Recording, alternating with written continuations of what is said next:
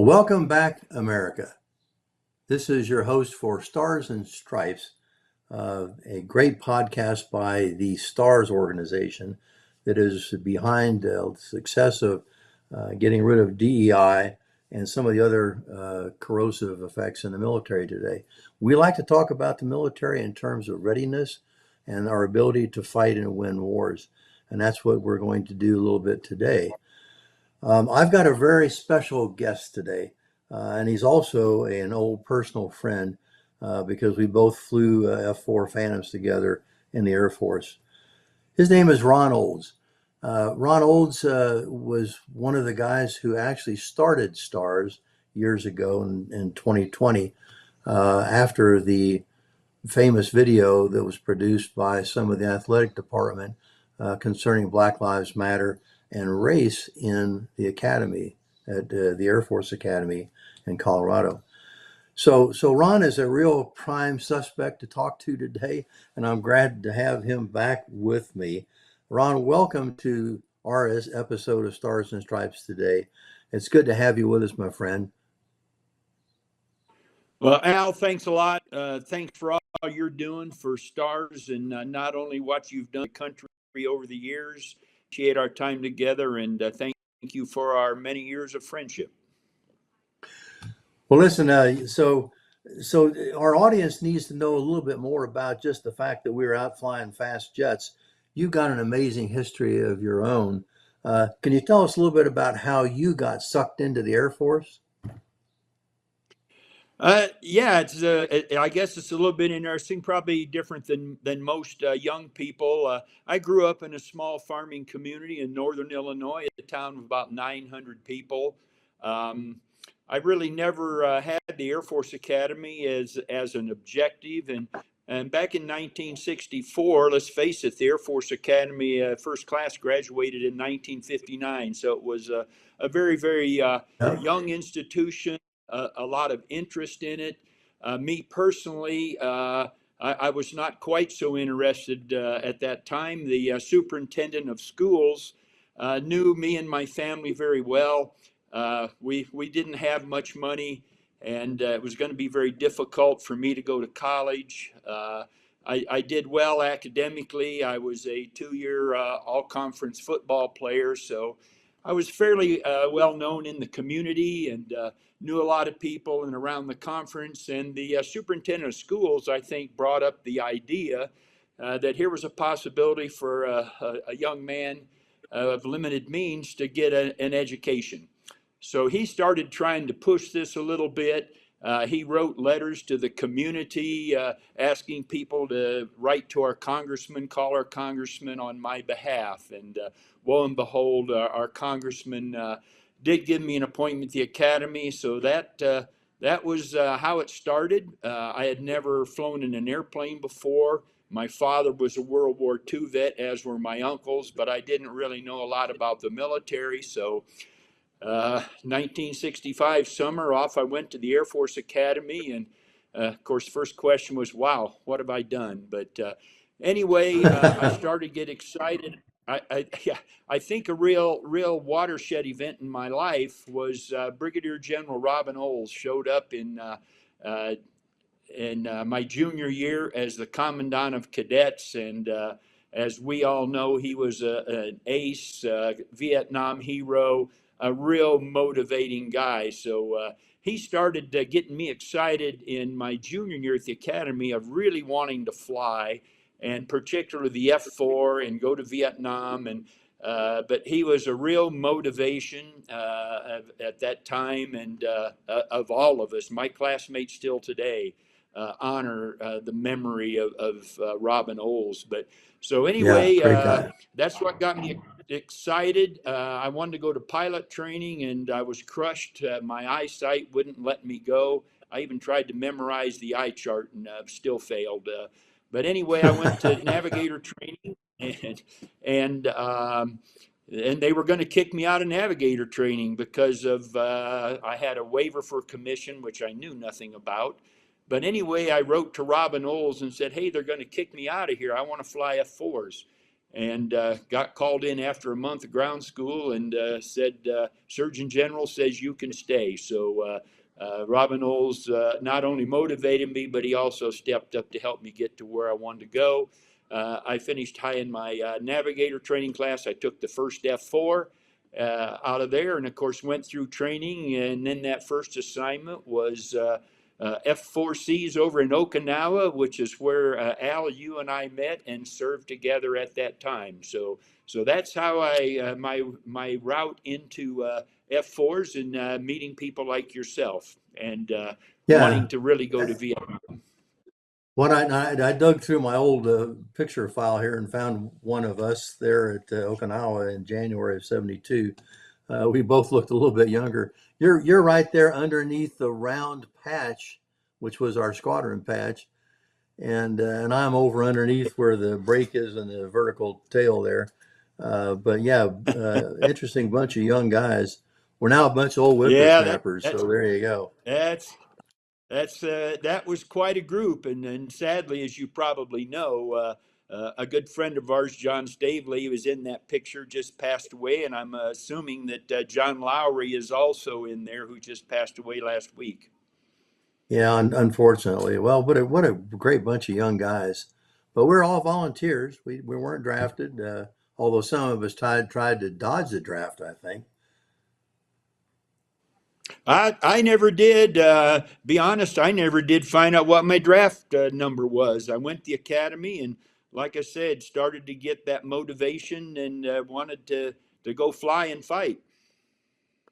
Well, in my case, I was trying to dodge the draft because I was about ready to be drafted because I passed all the tests and everything and found a way to get in to the Air Force through OTS. And I thought I dodged the bullet, but then found myself like you, Ron, dodging bigger bullets over North Vietnam. So Yeah, exactly. that really didn't work out so Exactly. well. But listen, so you spent some time. So where did you were in some combat there? I think while I was gone flying weasels in Thailand, you went off to South Vietnam, I think, right? That's correct. About the same time there in August of '72, they were looking for backseaters down there in some of the units in Vietnam, and so I volunteered to go, and then I was sent down to Tak Ly in August of '72, which is probably pretty close to some of the time that you were sent over there to do your weasel missions. Yeah, in fact, I was my first tour was 100 missions at Tockley earlier before the weasel business. Yeah, Tockley was a fun place. So is that where you were flying up in country then? Yes, yes. I was flying out of Tockley. I was assigned to the 421st Black Widows, and I think that was part of the 366th Gunfighter Wing, who had moved from Da Nang over to Tockley just prior to my arrival there. So I was there at Tockley and spent quite a bit of time sitting alert over at Da Nang. But most of our missions out of Tockley, as you probably are aware, were up north. Yep, on tankers and up that way. So after your time there, you got out and went to work for Michelin, right?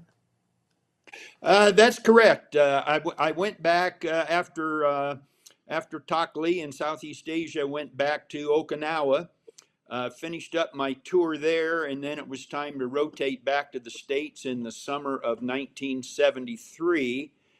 And so I came back and was an instructor at George Air Force Base. And after a period of time there, my commitment from the academy was coming to an end, and I was trying to decide, do I get in or stay out? And I decided I was going to get out. We weren't flying much in 1973, '74 due to the fuel shortage. And so it was Yeah. just kind of getting to where I wasn't excited anymore. So I put in my papers to get out, and then I got contacted from the Pentagon. A guy class of 1968 said, "Hey, we want you to stay, pull your papers out." So I did, and they talked to me about a number of opportunities, some which were interesting, some which were not. And basically, they said, "Hey, we'd like you to be an Air Force Academy PE instructor." I said, "Bingo, we've got one." And then they said, well, we're going to send you to Udorn for a year. And I said, well, wait a minute. I just got back. And so that's why it kind of, yeah, they said, well, we got to send you a year so you have a good solid 4 years at the academy. And I said, okay, that's a bridge too far. So I decided to get out.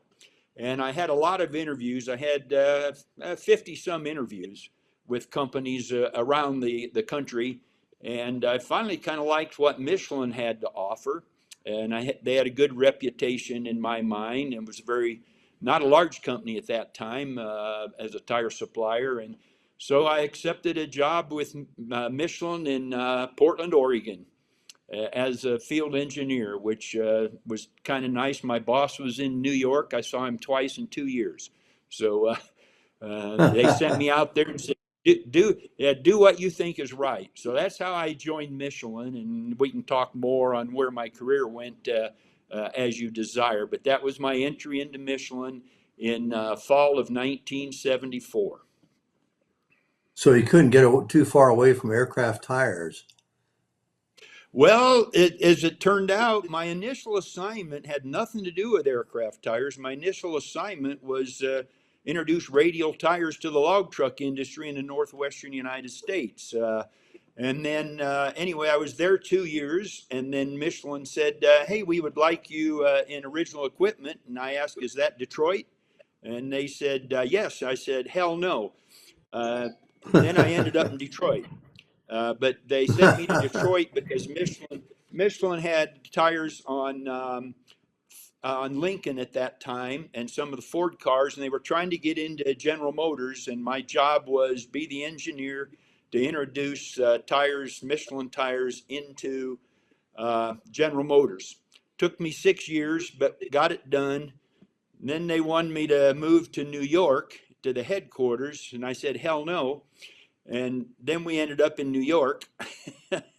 And seems to be a trend here.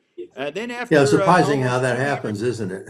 almost 2 years in New York, in 1984, I got called in one evening and said, hey, Michelin has developed a radial aircraft tire. We would like to introduce that to North America. How would you like to do that? So in May of 1984, I started as the only employee in Michelin aircraft tire in North America. So I had a lot of meetings with the manufacturers, Boeing, McDonnell Douglas, Northrop, and all of those. I had a lot of interviews with Aviation Week, USA Today, and things trying to talk about the radial tire. Wrote a couple papers, did a lot of speaking, and so then Michelin relocated to Greenville, South Carolina. So I made that move. And then and then in 1989, we were doing some discussions with B.F. Goodrich aircraft tires. And so I was instrumental at that time in Michelin's purchase of B.F. Goodrich, which kind of launched us from a very, very small company of a couple of people to a good manufacturing testing organization, and B.F. Goodrich, which had a good reputation in aircraft tires. So I stayed there. That grew, and I kind of grew more and more in the company, and then finally was promoted to vice president of sales and the zone director for North and South America. So that was kind of what made my big step, and I stayed in that position and then retired in 2012. And settled in beautiful Colorado.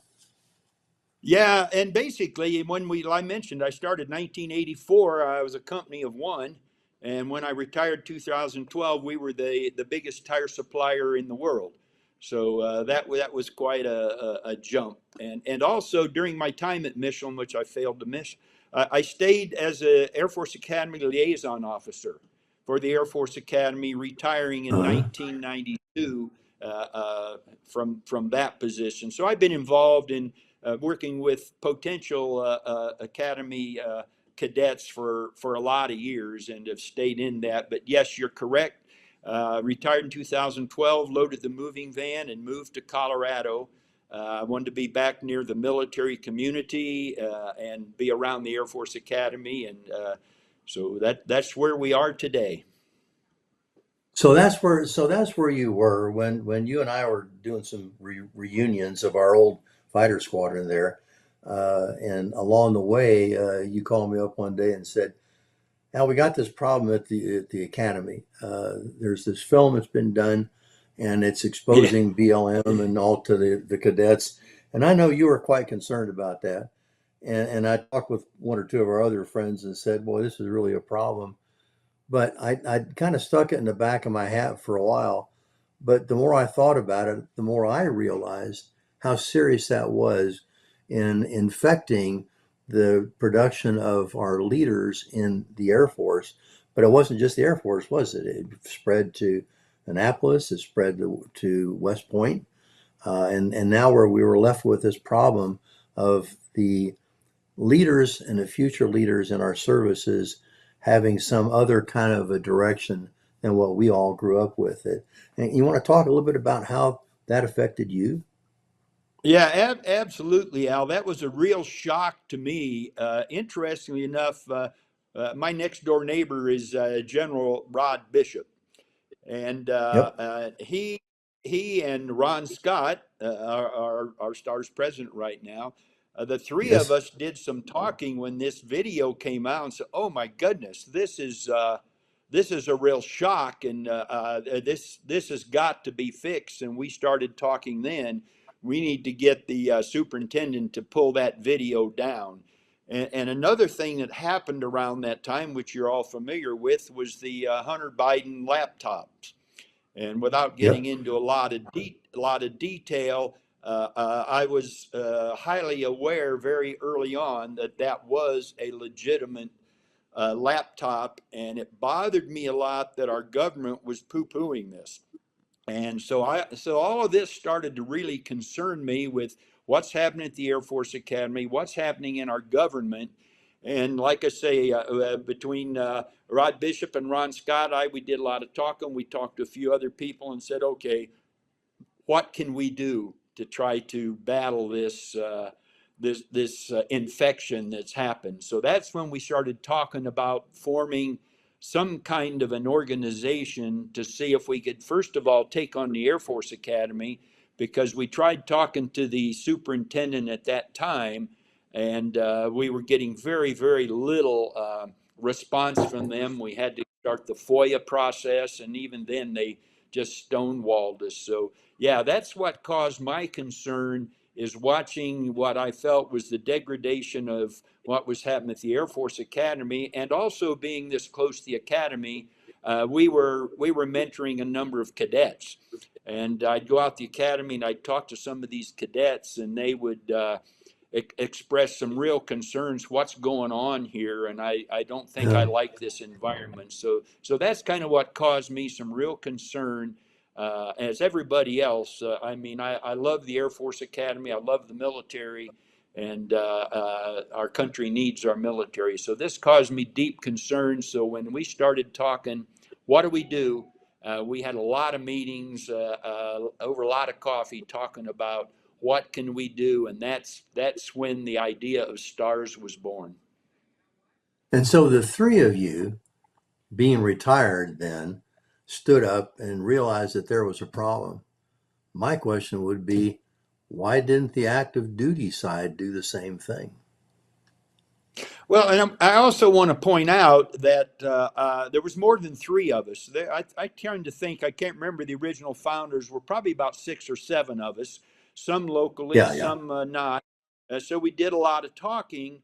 And so, yes, we as retired people were very concerned. But don't forget, one of the biggest voices against this on the active duty side was Matt Lohmeyer. And Matt Yep. Lohmeyer started raising concerns with his command, and all the way up the line to the 4-star general who he had worked for, about his concerns about the Marxism infecting our military. And they all poo-pooed Matt, and we don't know. I don't know why they wouldn't listen to him. I don't know if they were getting instructions from on high, but they all poo-pooed Matt. And Matt, because of his integrity, said, I cannot sit idly by. And then Matt published his book, and which really started raising the awareness. And then, of course, Matt was fired from his position, which is sad because, as we all know, if we know Matt Lohmeyer, he's one of the finest Yep. people, one of the finest officers we have ever known, and he was destined for big things in the Air Force. But he was fired, and of course, that made other people start to be concerned. If I raise my concerns, I'm going to be kicked out of the military. So this was another one of those big things that happened, which made us all really shake our heads. And Matt, it turned out, was a good friend early on. We spent some time together. He's got a wonderful wife, Uh-huh. wonderful family. And so we had some discussions about what was going on early on, and we are big supporters of Matt Lohmeyer, and I think Matt kind of lit the fire in the active duty. We were pushing the academy, the Air Force Academy. Yep. Matt was kind of lighting the fire in the active duty, and then it was sometime after that we started meeting some of the people from the Army and the Navy, and getting West Point and Annapolis in our sites as well. But that's exactly the point. Is it was the dedicated people who were committed, and you would hope that that would be the case in the leadership in the Pentagon on the active side. But somehow that sense of accountability and being able to stand up disappeared for a while. We're hopeful that that's coming back, right? Well, I hope so. And I don't mind telling you, I was extremely disappointed in the high level leadership. And one of the things we found early on in our formation of stars is 3 and 4 star generals didn't want to talk to us. I Yep. don't know what they were afraid of, but they just, we were called an awful lot of names and told to go away, and we're just causing trouble, and quit blaming the Air Force Academy for everything. And so, yeah, I was highly disappointed in senior leadership in not only active duty but retired, because we were fighting significant headwinds early on, and I think you've heard some of the things. Some of the people at the academy didn't want us around and wouldn't talk to us, and Yep. but again, we just kept our heads down and plowed ahead. And so some of that even spread into the associate of graduates of the academy, who are the alumni, who now that they're out of the academy ought to have a pretty good voice about things that they can see and sense are happening, and report that back to the headshed, if you will, the leadership of the academies. They got dismissed in some cases, or have been downright ignored, which they shouldn't be. I mean, that's a very positive resource that each of the academies has. And yet that seems to have been sort of dismissed by the previous administration. How do you feel about that? Well, this was exactly right. Of course, over the years, I've been a member of the Association of Graduates for many years. I know a lot of people, and there was a lot of discontent with grads about what was going on at the Air Force Academy. They were of the opinion that the Association of Graduates wanted our money, but not our opinions and our knowledge. And what a lot of the discussions were is, hey, we want a voice. We've got 50,000 graduates out there, and there's a little bit of experience out there, and we thought we should at least Just a be able little. to give our voice. Yeah, just a little bit. I mean, we know we don't run the Air Force Academy, but again, there are things we observe, and we all interface with a lot of cadets that are out there, and a lot of our parents of cadets. So we get some real honest feedback about what's going on at the Air Force Academy, and we wanted to be successful, so we wanted to at least have a voice. And the other thing we wanted from the AOG was transparency. When you publish that we'd like to be aware of what's going on, and we want balance, and we want the AOG to be apolitical. And there were some articles being published in the AOG quarterly magazine called Points, which seemed to favor DEI but didn't offer any balanced uh, points as well. So that was another thing we started to push on. And I think that was the biggie. We just want transparency, and we want to have a voice. We're not trying to run the place. We'd just like to have a voice. But that kind of seems to me to be something that keeps them from being isolated and insulated in leadership if they're out there getting that opinion from the larger group of graduates. And also, being able to talk to the cadets and, there's some interface there that needs to occur too to keep them up with what's happening. Do you think that's been a problem a little bit with the leadership being unfocused? Well, I think there's two people I really need to compliment. Mark Hilly is the CEO of the AOG.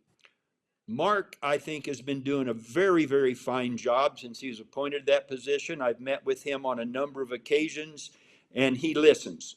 I've Great. been able to tell him some things. He listens, and I know he, for a fact, meets regularly with the superintendent at the academy. Now, I don't know what they talk about, but I trust Mark that he's sharing things.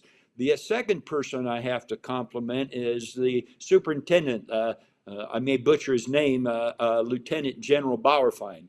And I have talked with him on a number of occasions, and he has been very open and say, I welcome graduate feedback, be it positive or negative. So I think we have two Good. significant people here, which I think are representing what we want. And I'd like to say, I think we've kind of turned a corner in that regard from previous leadership out at the academy. So I feel quite good about that, and I think we're going in a good direction. I think back a little bit to you and I when you were putting on a reunion of our fighter squadron there in Colorado. We went out to the academy one day, and we were being briefed by one of the senior officers there, and I think the question came up: what about war fighting? Are you teaching that still? And as I recall, the response was not very enthusiastic. Do you think that was a problem that it developed that now maybe switching back? Absolutely. I think as this woke philosophy, the Marxism philosophy started to sneak in, there was so much attention being given to social things. I remember I got a notice one day of a cadet telling me that, oh, there was a trans gender briefing going on out at the academy at a given time in a lecture hall, and the first 50 people to sign up would get a free lunch. So there was some enticement in trying to, address some of these things. And we said, wait a minute, what's going on? We're having trans briefings at the Air Force Academy.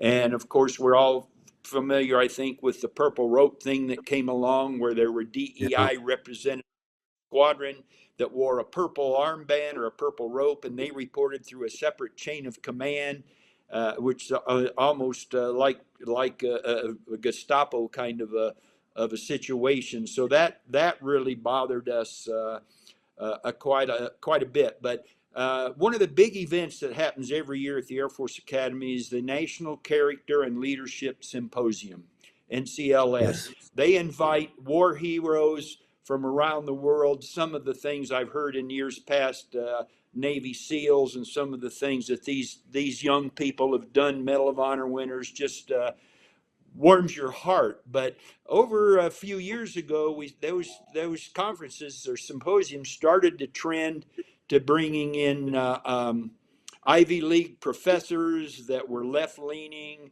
and a lot of, I attended one that was a trans colonel in the Air Force, and a lot of these social, I soft, remember that one. Marxist of trends. Well, I just went to the one last month in February of this year. The theme was Warrior Ethos.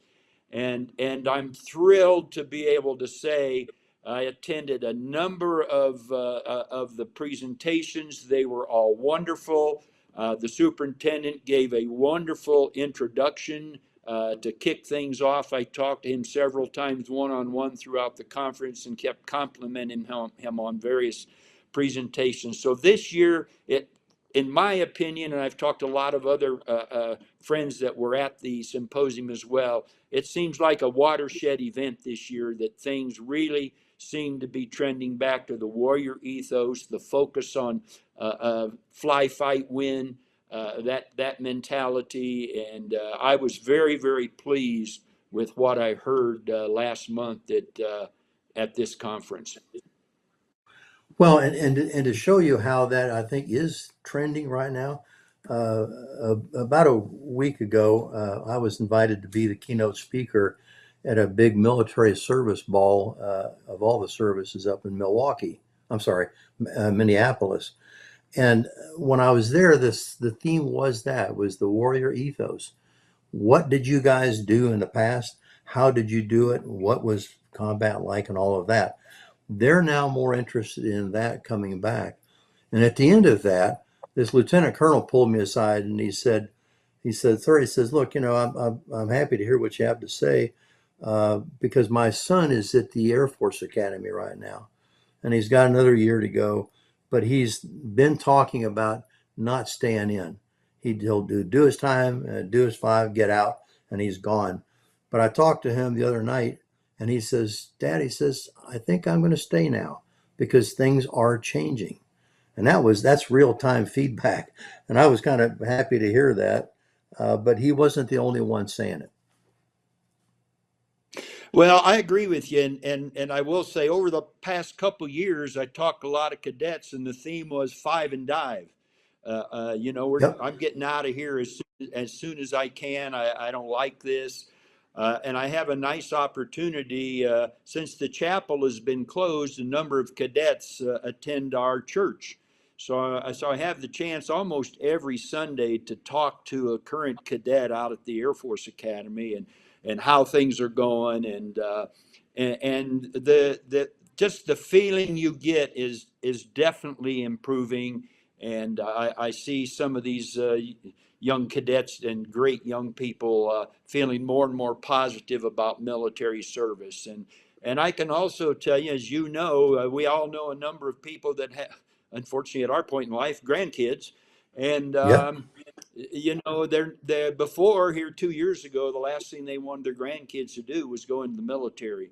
I'm starting to get a little bit better feeling of people like you and I that saying, you know what, maybe that wouldn't be a bad path for my grandson or granddaughter to take.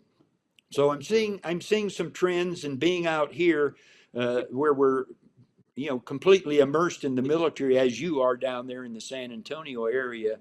I think we're starting to feel some things turning, and I think Pete Hegseth is going to make some big changes, and I'm quite anxious to get Matt Lohmeyer sworn in as the Undersecretary of the Yep. Air Force, and I think he's going to have some big impacts as well. So I think we're getting good leadership in Washington.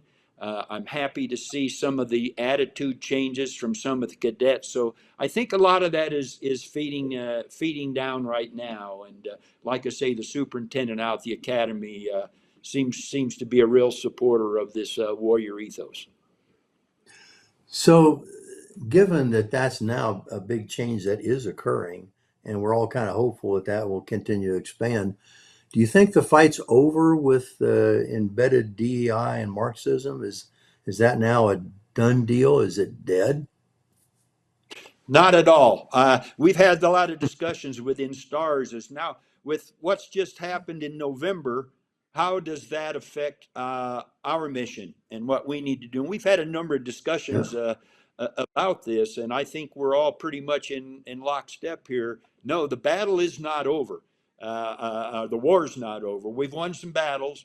The war's not over, but a lot of this Marxist indoctrination is in place. I worry about our K through 12 schools. I have 2 grandsons here locally in the school system, and I try to pay attention and talk to them. What's being taught in school, and I think that's a battleground. What's being taught in DoD schools?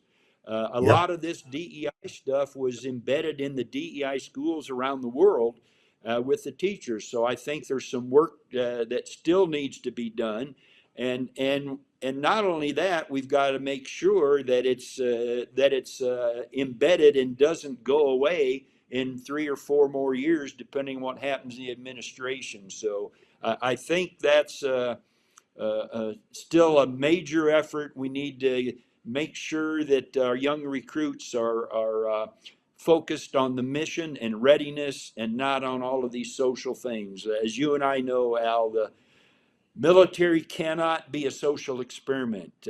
And it's sad. We have a mission. Yep. We break things. We kill people, and that's unfortunately. I hope we don't have to come to that, but that's what we have to do, and that's our job. And we don't have time for a lot of this social activity. But and another thing that has concerned a number of my academy friends is the amount of civilian instructors at our academies, not just the Air Force Academy, but I think Annapolis has more Exactly. civilian instructors than others. And so, I mean, we've got there's some weeding out that I think needs to be done in these military academies on the side of the a lot of these professors, because I think a lot of them are very left leaning. Some of them came from a lot of the Northeastern schools.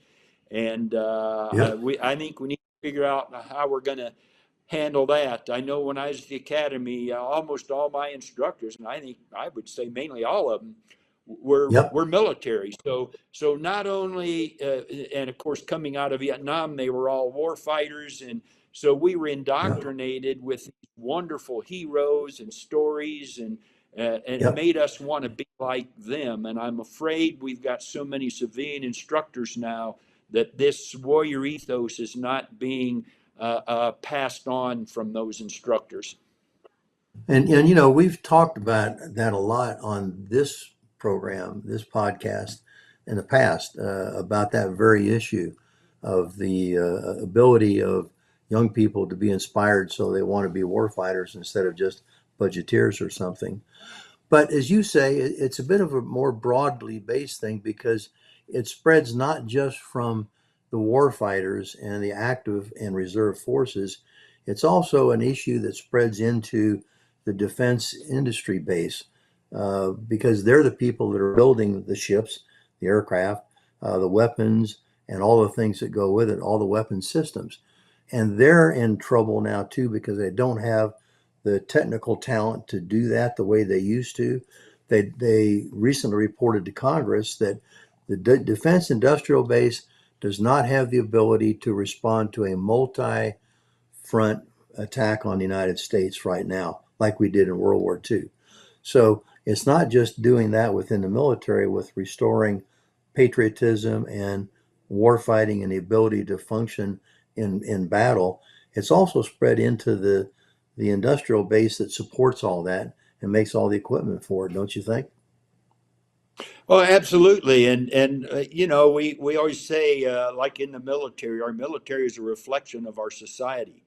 And I think our military Yeah. industrial base, the people that work there, are certainly a reflection of our society.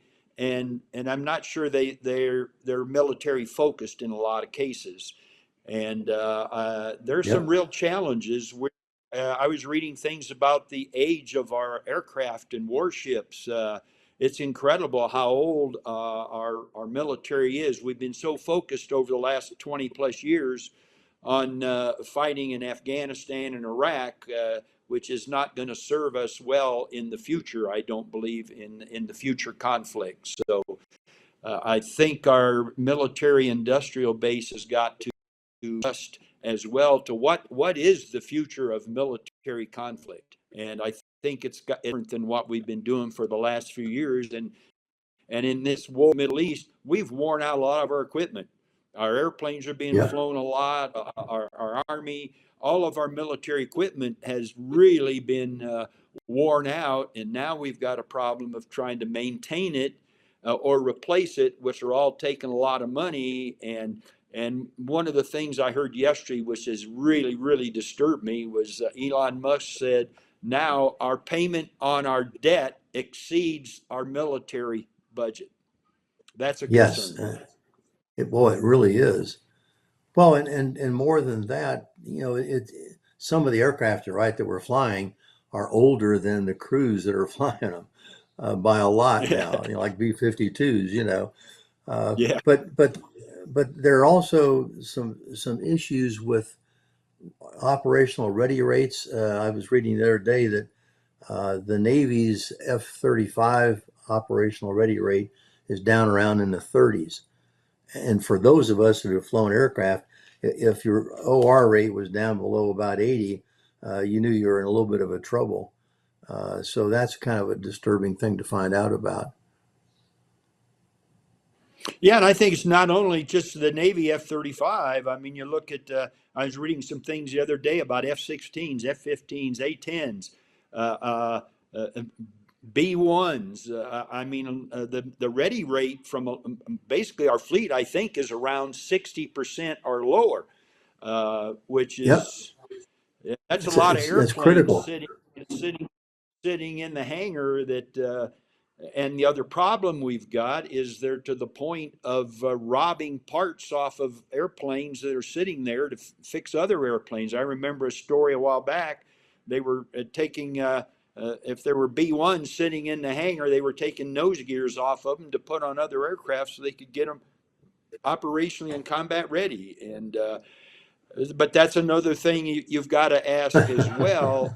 What about our maintenance? Are our young maintenance people really excited and ready? Are they trained well? I think this is another thing where a lot of our young enlisted people and active duty Air Force and military were complaining we're spending way too darn much time sitting in rooms talking about social issues and not military readiness. But again, I'd like to think we've turned that corner now. But like you and I talked about earlier in this discussion, it's not over. We still have to continue the fight to put these Hmm. social issues aside and focus on military readiness. And that goes You know, down to training the young people to work on these airplanes so we can get them back in the air. well, and that function of maintenance is increasingly an issue. It happened to me when I was a museum director, and it's still going on now. The services are sending folks out to museums to rob the aircraft there of some of the parts that they've got that they can Yeah. use. And I remember that with an F-14 when I was in San Diego, they were taking wing servos out, hydraulic systems, and airbags because they had to have that for the air sweep. But the problem is, I don't think I want a car that's got a whole lot of used parts in it that've been around for 20 years. Yeah. So that's I've that's what I've got we've got. one. I have one in my Well, that's right. You garage. got your Corvette, don't you? Yeah, but it's kind of interesting. We talk about this readiness. A few years ago, I had lunch with the CEO of Delta, and I Uh, asked him straight out. I said, other than giving you free tires, what can we at Michelin do to improve your operation? And of course, the first thing he said was, "I've got to have a safe product," which applies to the military. We need safe products. yeah, But he said, secondly, I have to have tires on time, where I need them, when I need them. Because he said, if my airplanes aren't in the air, we don't make money. And that's yep, my feeling about we need military aircraft in the air or ready to get in the air. yeah. Because without that, you lose your deterrence, but also your ability to actually fight. Um, so Well, you and I well, and found not only that, ourselves. Al,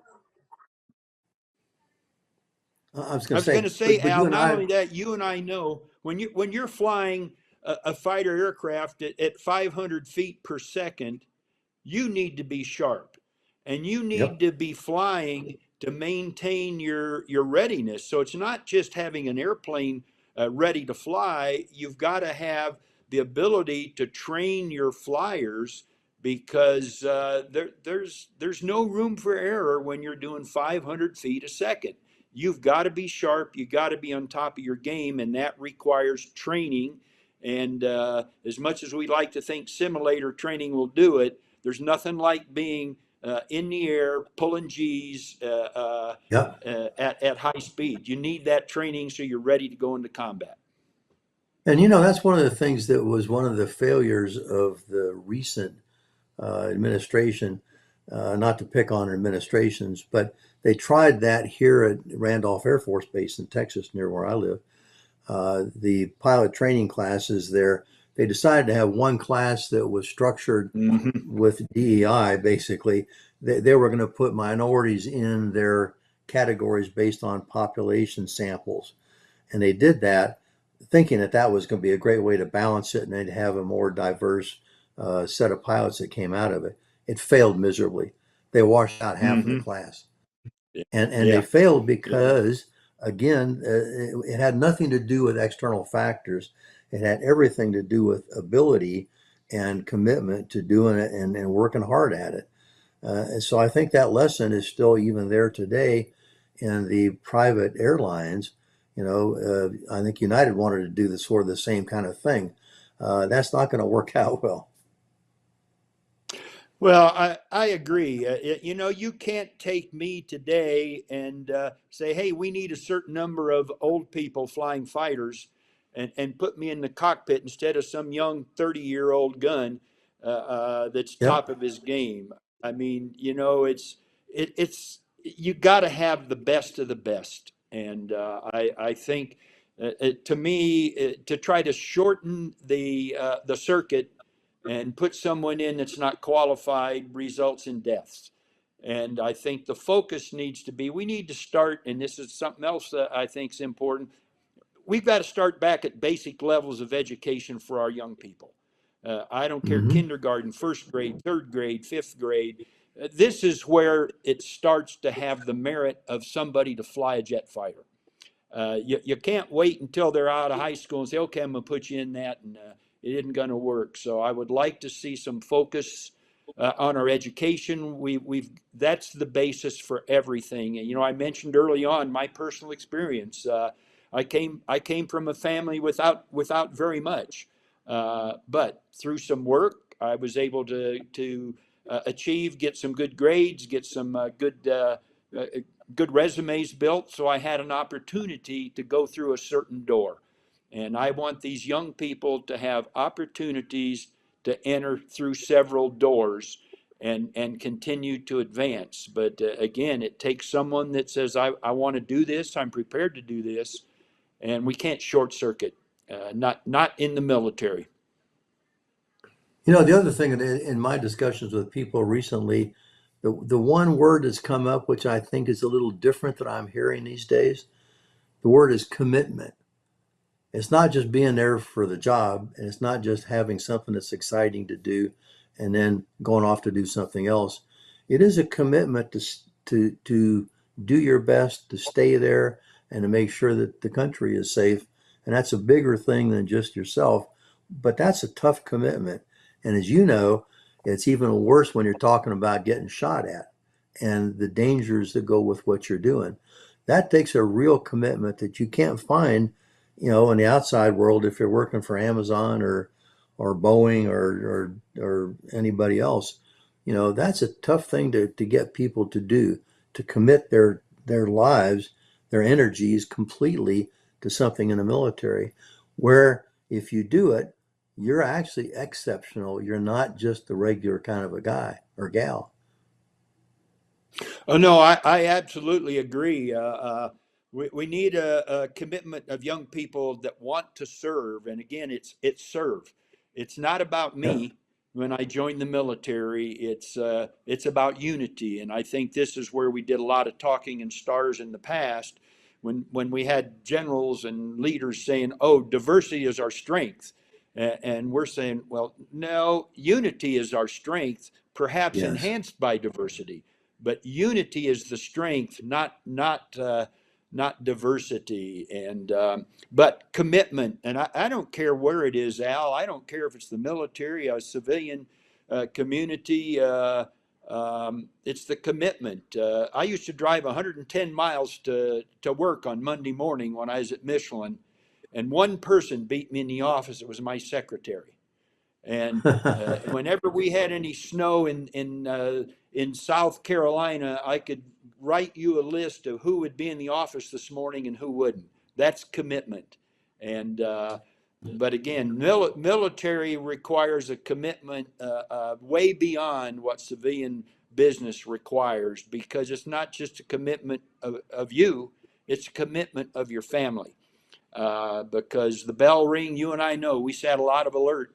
That bell rings and Yep. you're off, and a Yeah. lot of times you don't know when you're coming back. So it requires a real commitment of you and your family, and again, you and I know you need to recognize the families, the spouses of a military person has to be committed and is a real backbone. That's kind of funny because just recently I had one of our folks we hang out with a lot uh, tell my wife that, well, yeah, you were married to a guy in the military, but you really weren't in the military. And that got her a little bit, that got her kind of excited, as you might imagine. That fired up Susan. Yeah, yeah. But again, this military ball I was at just recently, all the wives that were there we talked about that, and they were very excited about being a part of what their spouse was doing, whether it was male or female. And that's something that sometimes is not overlooked, but kind of takes a back seat sometimes. We got to make sure Well, that the families are included and they understand the critical role that's played. Because I don't know about you, but when I was overseas and away from home, the one thing I was always thinking about was what's happening back there. And geez, if it's not going right, I'm going to be in trouble. well, you and I know when we were there in Okinawa, 71 through 73, we were pulling significant temporary duty. I mean, we were Yes, gone. I all the time. remember I was gone like 313 days in 12 months, temporary duty. And then when we were in Okinawa, we sat nuclear alert in the hole. So we still couldn't go home. So Yep, we clearly understood during that time, as did our families. This is a family commitment, and you're exactly right. We need to make sure we treat, and that's another thing in today's military. We need to think about the families. We need to get these yep, young people in. We need them committed, but we need to make sure we're providing decent housing for their families. Make sure their families are taken care of, and make sure their family.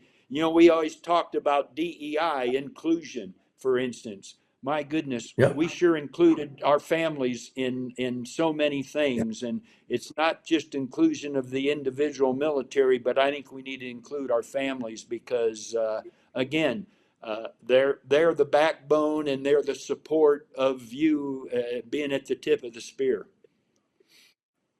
Well, one and maybe as a kind of a closing thought here, I know when you headed off to the Air Force Academy, you kind of had to leave a lot of things behind and start kind of a new journey that took you someplace that you probably didn't have a clue on what was actually going to happen at the time, right? Oh, I'm telling you, it was a rude awakening. My aunt and uncle were driving from Illinois to California, so I rode with them. They dropped me off under the Bring Me Men sign at the Air Force Academy. A sign said, "Walk up this stairwell." And I walked up that stairwell, and life as I knew it changed significantly. I remember when I went to officer training school here in San Antonio, and I drove out in my MGB with my golf clubs and tennis rackets and some other sports equipment stuck in the trunk, thinking I was going to have a great time at the country club.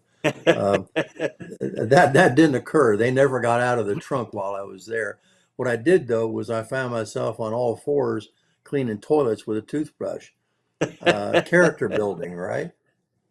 Yeah, So, but yeah. but but that is kind of what has to happen is you do have to leave behind a lot of your old ways of doing things and adapt to military life. And I found it's so great to see young people who have some of them have real problems.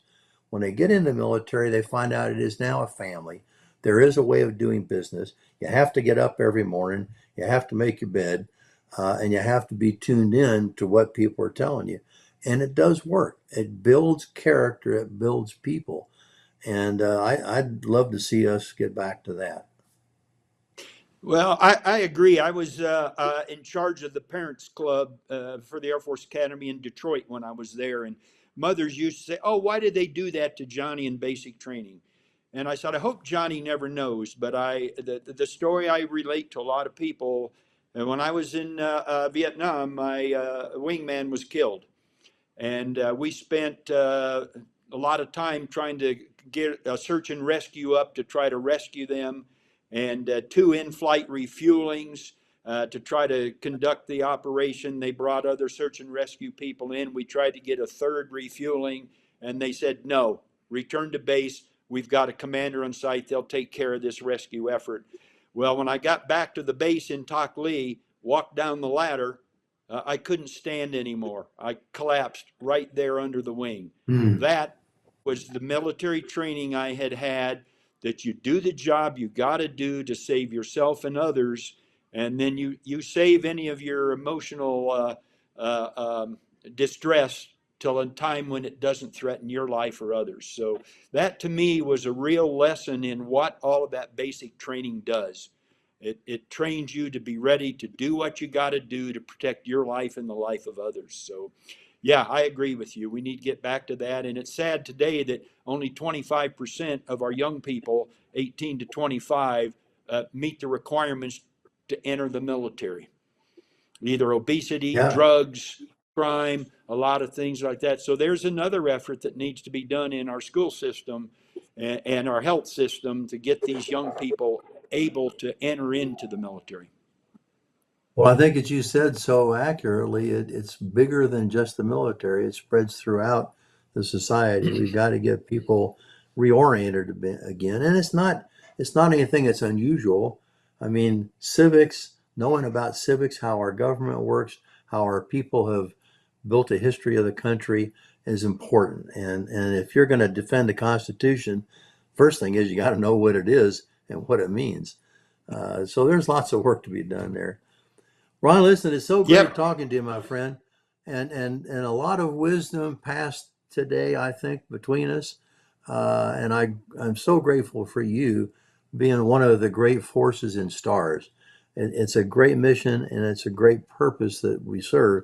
And hopefully, our friends that are tuned in, listening to this, can pick up some of that. Well, Al, I hope it's beneficial to some people. Again, I want to thank you. I really thank you for being so active in the STARS effort and getting all of these podcasts done, not to mention your talk around you interface with a lot of people in a lot of communities. And I thank you for not only your service, your friendship, but thanks for all you're doing to help further this STARS mission, and we'll keep at it. Well, it's important. And for our viewers, just to give you a little tease for next week, we're going to have a judge and an advocate general from the Air Force on, and he's also an academy graduate.